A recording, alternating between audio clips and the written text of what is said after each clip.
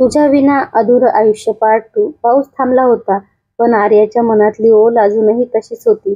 त्या रात्री ती गप्प बसली, पण तिच्या शांततेत हजारो प्रश्न दडले होते. तिला काही कळत नव्हतं, ती चुकीची होती का की फक्त दुर्लक्षित.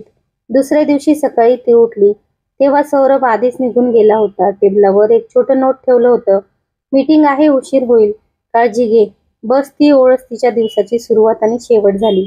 आर्याने ठरवलं थोडा वेळ स्वतःला द्यायचं, थोडं शांत राहायचं आणि कदाचित दूर जाऊन बघायचं की खरं तर काय हरवलंय. ती काही दिवसासाठी माहेरी गेली.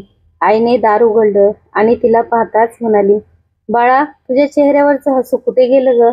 आर्या थोडं हसली, पण त्या हसण्यात वेदना लपल्या होत्या. ती म्हणाली, आई काही नाही, फक्त थोडं थकले.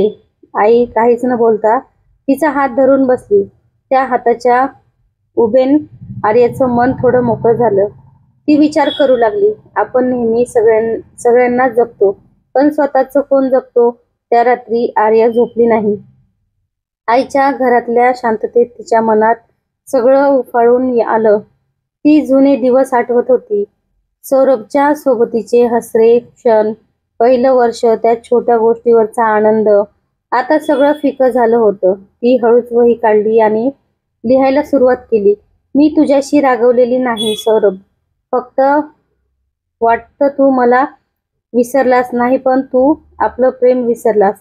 दुसऱ्या बाजूला सौरभचं आयुष्यही थोडं गोंधळलेलं होतं. आर्या नाही, घर शांत आणि तो स्वतःला कामात झोकून देत होता. पण रात्री उशिरा जेव्हा तो घरी परतायचा, त्या रिकाम्या घराचा आवाज त्याला टोचायचा. किचनमध्ये तिचा चहाचा वास, तिचं हसणं, सगळं त्याला आठवायचं. एक दिवस ऑफिसमध्ये त्याच्या हातात तिचं वही आली. आर्याने नकळत बॅगमध्ये ठेवलेली होती. त्याने ती उघडली आणि त्या ओळी वाचल्या. प्रेम कधी संपत नाही, फक्त त्याच्यावरचं लक्ष कमी होतं. पण एका ओळीने त्याचं सगळं जग हरवलं. त्याला जाणवलं तो फक्त कमावतोय, पण जगतोय नाही.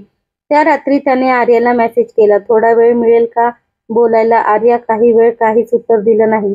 नंतर फक्त एवढंच लिहिलं, तुझ्यापासून नाही, तुझ्या शांततेपासून थकले. पुढच्याच दिवशी तो तिच्या माहेरी गेला. आईने दार उघडलं आणि काहीही न बोलता त्याला आर्याच्या खोलीकडे बोट दाखवलं. ती खिडकीजवळ बसली होती, पावसाकडे पाहत.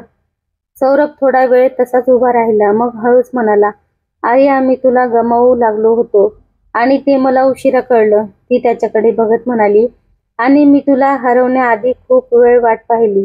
थोड्या वेळासाठी दोघं शांत राहिले. मग सौरभ तिच्या जवळ आला आणि म्हणाला, पुन्हा सुरुवात करूया का? यावेळी दोघांनी थोडं जास्त समजून घ्यायचं.